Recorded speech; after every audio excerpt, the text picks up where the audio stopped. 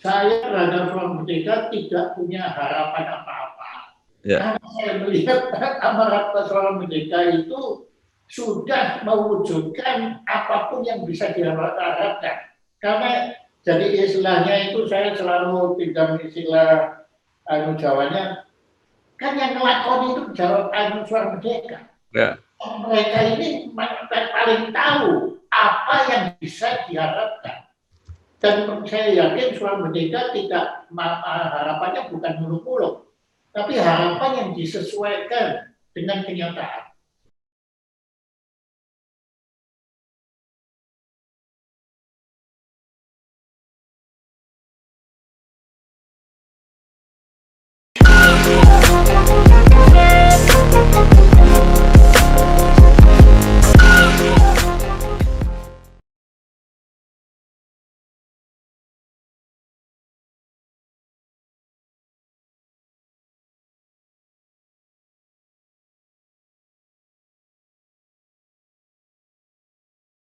Bersama saya Bambang Sadono di channel Inspirasi Jawa Tengah. Mudah-mudahan channel ini bisa memberi inspirasi, motivasi, edukasi, informasi, dan bisa membantu mencari solusi. Saya beruntung masih bisa mengganggu tokoh yang sangat luar biasa, Pak Jaya Suprana, musisi, budayawan, kelirumolog, bahkan jurnalis, menulis tiap hari, wawancara. Saya lihat sekarang juga aktif di YouTube.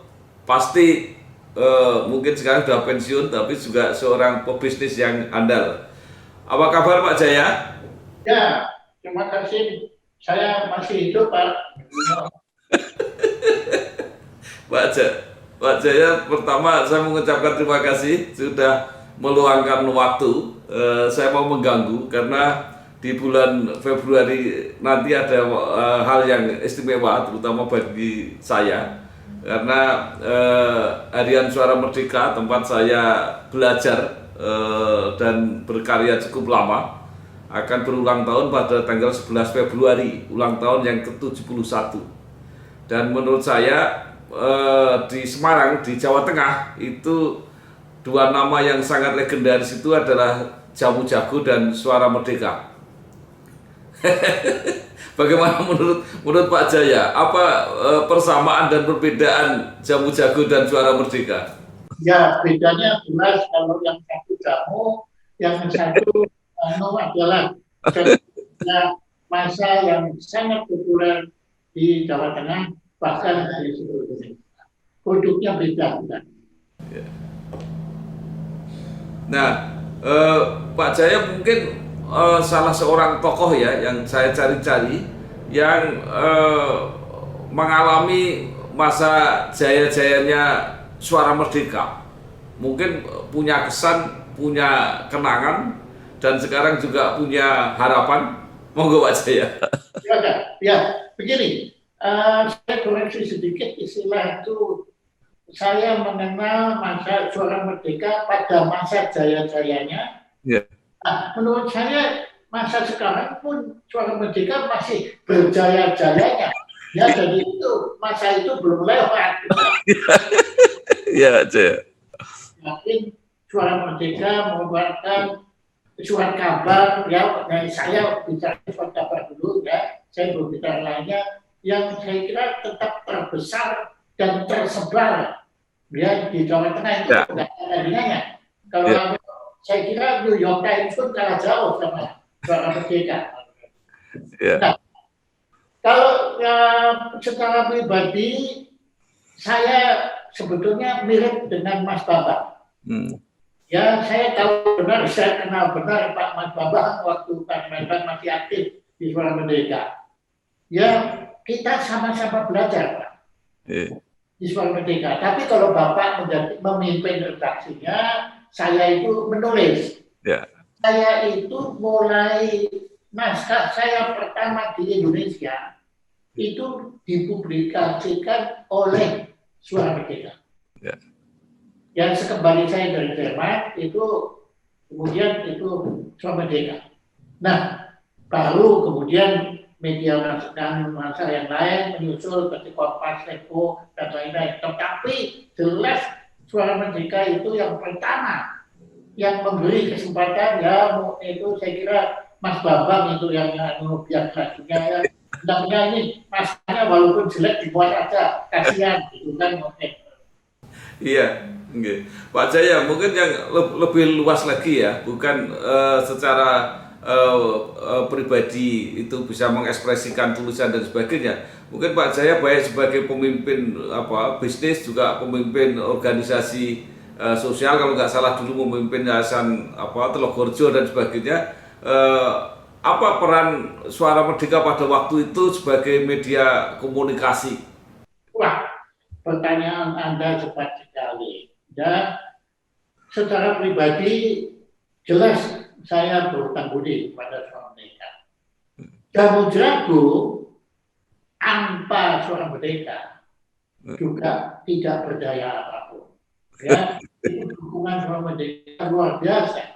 Karena di samping kita memang pasang iklan di Suara Merdeka, tapi Suara Merdeka tidak segan-segan melakukan pemberitaan-pemberitaan yang sifatnya promosi ya untuk perusahaan itu yang saya tahu benar ya. Nah, kemudian sebagai rumah sakit Telogorjo, saya sebagai ketua yayasan saya masih ingat benar bahwa prestasi-prestasi rumah sakit Telogorjo sebagai pelaksana bedah sumsum tulang pertama di Indonesia itu juga diberitakan pertama oleh Suara Merdeka. Ya, dan saya tahu benar, bukan hanya itu, pendaratan manusia pertama di rembulan Apollo 11 itu yang beritakan di Indonesia juga pertama Suara Merdeka, betul nggak? Iya. Ya, karena jadi jelas sekali ya Suara Merdeka ini hidup bersama masyarakat Jawa Tengah. Itu sudah menjadi satu kesatuan, menjadi satu keluarga. Ya, jadi itu bukan yang satu teori atau slogan ya, tapi memang kenyataannya demikian. Dan saya sebagai bukan orang Suara Merdeka berhak untuk mengatakan itu. Kalau Mas Bambang yang ngomong, seperti saya bilang, jamu saya paling manjur gitu. Betul, iya. Karena saya bukan orang Suara Merdeka, ya, walaupun saya masuk keluarga. Gitu. Nah, tapi ya itu Suara Merdeka itu memang sangat melekat pada kehidupan masyarakat Jawa Tengah. Termasuk ketika Pak Jaya mulai merintis MURI, Pak Jaya ya? MURI itu kan yang beritakan secara besar-besaran. Itu sampai saya kaget sendiri, waduh, beritanya kok melebihi pelantikan Presiden Amerika Serikat. Ya itu saya masih ingat benar. Waktu itu Pak Suara Merdeka yang terus diikuti Pak Parjo dan Pak Domo, kunjung ke Jamu-Jamu meresmikan MURI, itu kan mereka itu mengunjungi banjir, kebetulan banjir kan itu. Di kota Semarang ini istilahnya ngerobok itu beliau berdua, dan itu diberitakan Suara Merdeka semua. Jadi MURI ya apapun lah, ya luar biasa. Terima kasih. Ya, Pak Jaya, sekarang kan teknologi komunikasi, teknologi informasi berubah. Tidak hanya Suara Merdeka, tapi hampir semua media cetak mengalami agak mundur lah perannya kira-kira begitu. Tetapi sebagai nama besar Suara Merdeka kan masih bisa dipakai untuk media apapun. Bagaimana kalau menurut Pak Jaya? Ya memang begitu. Ya makanya saya kira Suara Merdeka bukan hanya Suara Merdeka, bukan hanya Kompas, bukan hanya Jawapot, bukan hanya New York Times, bukan Guardian, semua media cetak memang mengalami kemerosotan, oplas. Tapi saya lihat mutu penulisan pemberitaan Suara Merdeka masih tetap. Nah kemudian Suara Merdeka juga cukup gesit dalam menyesuaikan diri kan. .com-nya ada kan, Suara Merdeka .com yang Ya. gencar di memberitakan di kemana-mana itu. Jadi Facebook segala macam-macam kan semua medsos yang dipakai oleh Suara Merdeka ini. Saya kira Suara Merdeka akan tetap berjaya. Tadi istilahnya bahasa jaya-jayanya itu Maksudnya jaya-jayanya sebagai media cetak maksudnya. bisa cetak, siapa sih yang bisa bertahan? Ini Pak, ya kebetulan kan saya belakangan dengan Mas Nasir Tamara kan bersama-sama dengan di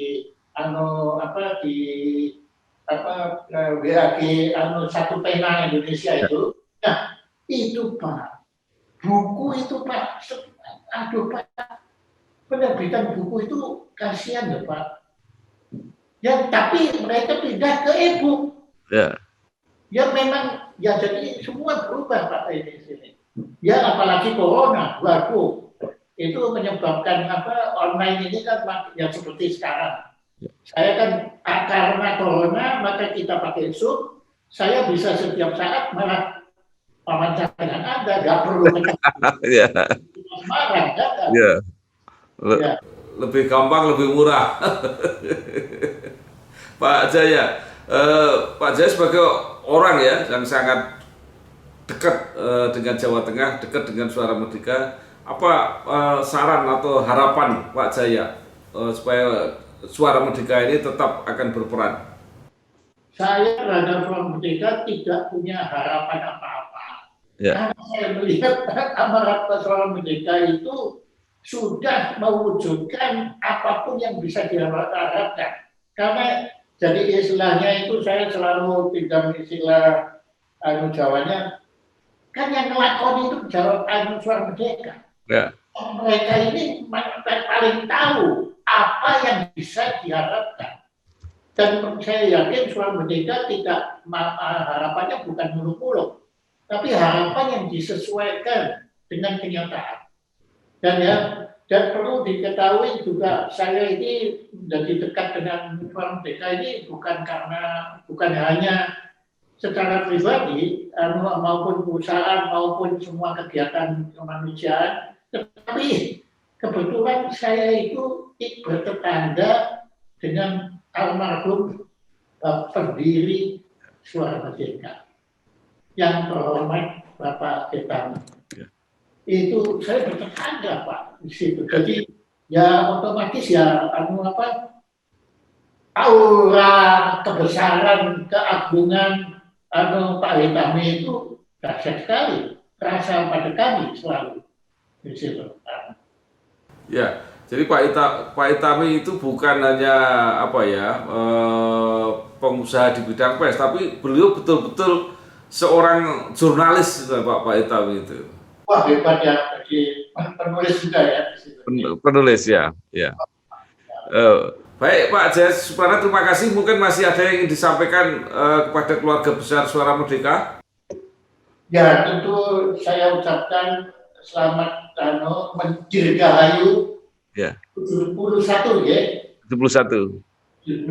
Jadi saya lebih tua setahun dari ya, tapi Dirgahayu 71 tahun Suara Merdeka, dan saya yakin